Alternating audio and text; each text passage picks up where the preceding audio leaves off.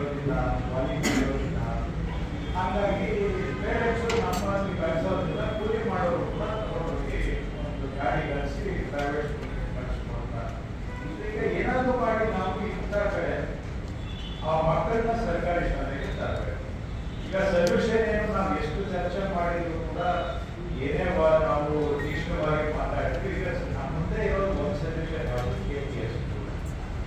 ಯಾಕಂದ್ರೆ ಅಲ್ಲಿ LKG ಹಿಡಿದು PUC ವರೆಗೂ ಒಂದೇ ಕಡೆ ಮಾಡುವ ಕಾನ್ಸೆಪ್ಟ್ ಇಟ್ಕೊಂಡು ಮಾಡ್ತಾ ಇದ್ದಾರೆ. ಯಾಕಂದ್ರೆ ಈ ಸಮಸ್ಯೆ ನಾವು ಎಷ್ಟೊಂದು ಬೇಕಾದ್ರೂ ಮಾತಾಡ್ಬೋದು, ಏನೋ ನಾವು ಇರೋ ಸಿಟ್ಟು ತೀರ್ಸ್ಕೋಬಹುದು ಮಾತಲ್ಲಿ ಬಿಟ್ರೆ ಅದರಿಂದ ರಿಸಲ್ಟ್ ಆಗ್ಬೇಕು. ಅಂದ್ರೆ ಈಗ ಏನಾದ್ರೂ ಮಾಡಿ KPS ಶಾಲೆಗಳನ್ನ ನಾವು ಸ್ವಲ್ಪ ಸರಿಯಾಗಿ ಮಾಡಿದ್ರೆ ಆವಾಗ ಅಟ್ಲೀಸ್ಟ್ ದುಡಿಯೋ ವರ್ಗದ ಮಕ್ಕಳಿಗೆ ಒಂದು ಒಳ್ಳೆ ಗೌರ್ಮೆಂಟ್ ಸ್ಕೂಲ್ ಸಿಗುತ್ತೆ.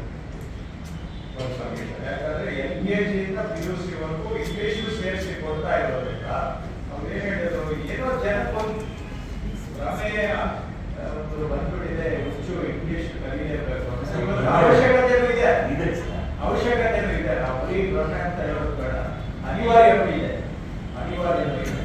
ಸೊ ಹಾಗಾಗಿ ಈಗ ನೀವು KPS ಮಾಡಿರೋದ್ರಿಂದ ಈ ಸ್ವಲ್ಪ ಈ ತರ ಈಗ ನಾನು ನಿಮ್ಗೆ ಕೇಳೋದು,